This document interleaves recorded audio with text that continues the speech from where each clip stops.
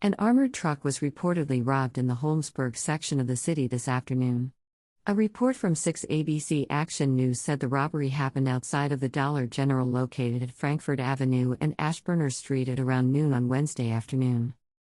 Police said 3 suspects robbed a Brinks truck for around $3,000 and they took the driver's gun. No injuries were reported.